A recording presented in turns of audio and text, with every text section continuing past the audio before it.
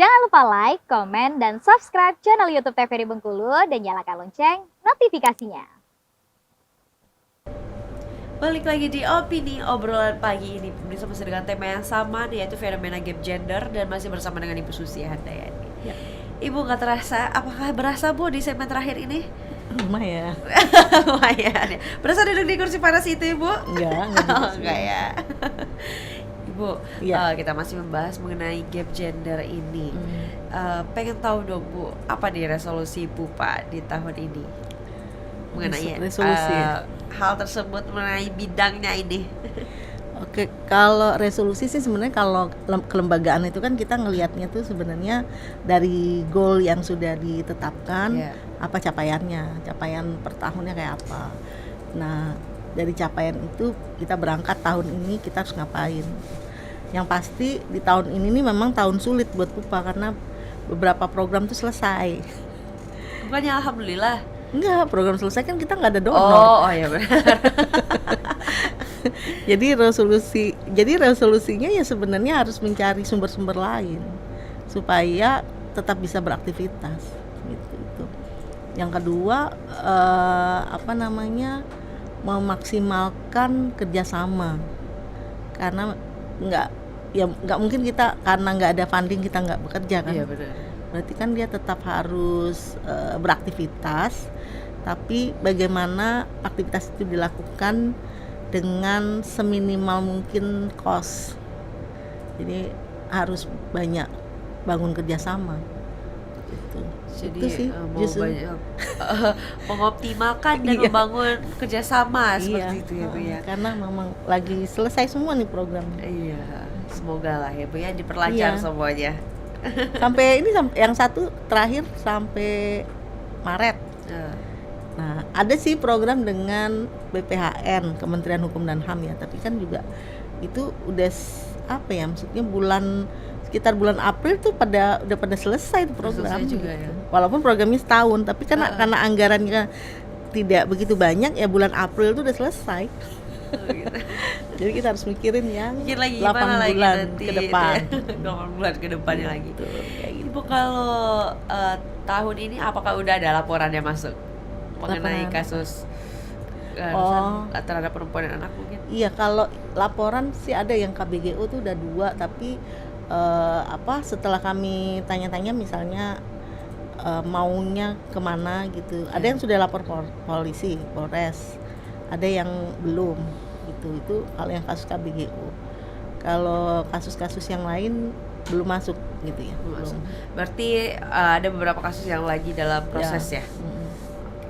Ibu, ini kan Ibu sih dari sejak kapan sih Bu tergabung dalam bidang keperempuanan dan anak ini?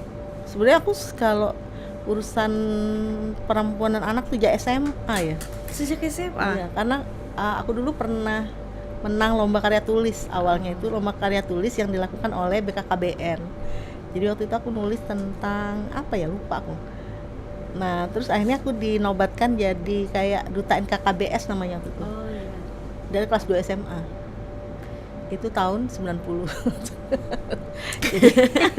Kali Tari belum lahir ya. Iya, itu tahun 91 lah gitu. 91. Terus akhirnya kami membuat NKKBS di SMA 2 waktu itu. Cikal bakal Seroja atau sekarang sekarang itu apa sih namanya, KSR ya? KSR. Itu cikal bakalnya. Terus Udah berarti lama tahun ya? berarti 91 ke sini berapa tahun tuh berarti? Ya, Ya, belasan. enggak Oh, dong, enggak dong. Puluhan, oh ya. 30-an. 30-an tahun. Iya benar. Tapi kalau di crisis center saya di 2001. Oke. Terus di Pupanya 2011. Di Pupanya 2011. Nah, terus udah selama itu mengurusi mengenai perempuan dan anak, apakah nggak pernah jenuh? Nggak tahu ya. Ada nggak Ibu di titik jenuhnya gitu?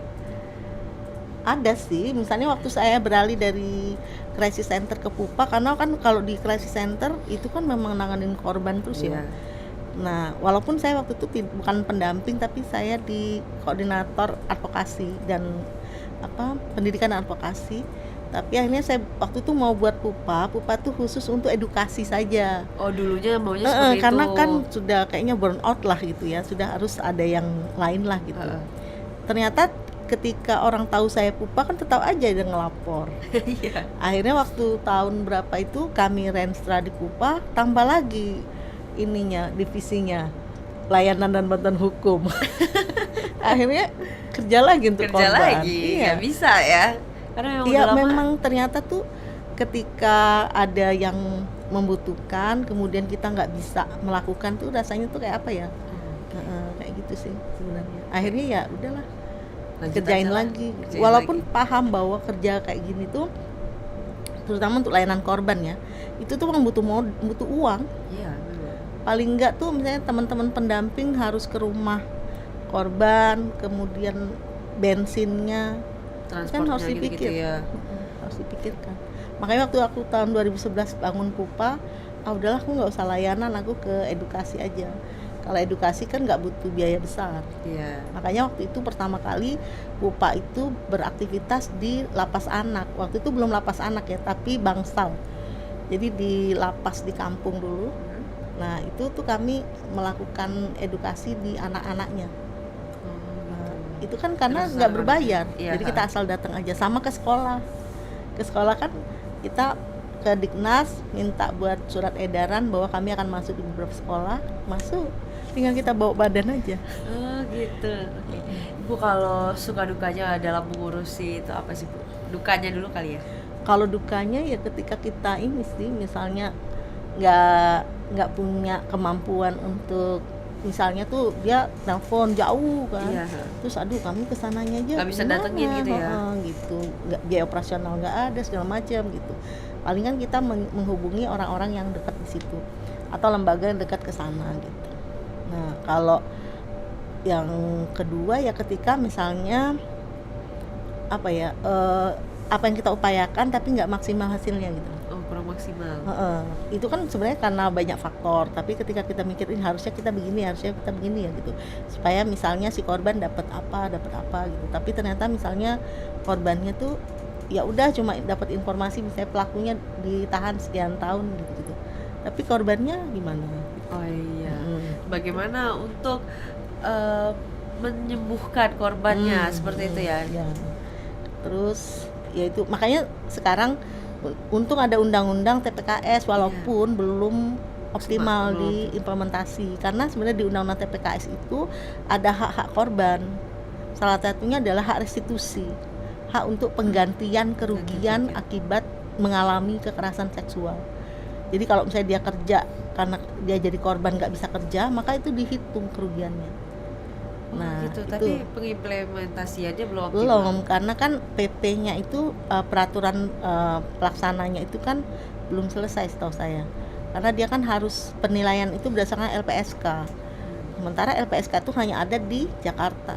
Nah, itu juga yang masih dicari cara bagaimana supaya penghitungan itu apakah bisa dilakukan, misalnya LPSK itu buat kayak agen di setiap daerah gitu untuk menghitung itu kan belum ya. Kalau itu tadi dukanya nih, yang mana memang tahunya seperti itu gitu ya Bu ya. Kalau sukanya itu? Kalau sukanya tuh di-mention aja oleh misalnya dia survivor ya, orang yang sudah selesai dalam persoalannya itu. Kadang saya tuh di Facebook terima kasih ya Bu Susi, kan kami sekarang sudah ini Jadi seneng gitu ya. Itu aja lihat dah. respon positif mereka gitu ya, udah bisa kembali gitu ya, udah kembali gembira, Iya, betul. udah sembuh gitu ya. Dan dia berani speak up kan, kalau dulu dia adalah korban. Kita kan nggak ngomong kan, Iya, misalnya benar-benar. ini berkat Pupa saya bisa begini. Dan dia mention di Facebook kan, luar biasa menurut saya. Luar biasa sekali ya.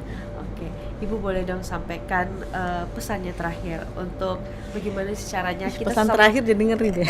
bukan gitu. Bagaimana tips-tipsnya untuk para pemirsa opini gitu loh. Terakhir segmen kita. Bagaimana sebaiknya kita sebagai manusia untuk memanusiakan manusia lainnya. Boleh disampaikan. Oke. Kalau saya tetap ini ya, bahwa kita tuh harus paham bahwa kita tuh nggak ada apa-apa gitu. Jadi kita sama manusia lain tuh sama. Jadi harus saling menghormati, saling menghargai, tidak menyakiti. Dan tidak boleh menjadi pelaku dan jangan sampai menjadi korban. Alhamdulillah, seperti itu ya Bu ya. Ibu terima kasih banyak. Bu. Sama-sama. Sebenarnya masih banyak nih yang mau dibahas, cuman Iya. ya sayang kita terbatas dengan waktu. Pokoknya itu kuncinya adalah saling menghargai Ya, sesama betul. manusia. Itu ya Bu ya. Bu terima kasih banyak, semoga nanti Ya. semua rencananya di tahun ini berjalan dengan Amin. lancar. Semoga sehat Amin. selalu biar bisa bertemu lagi ya Bu ya. Oke.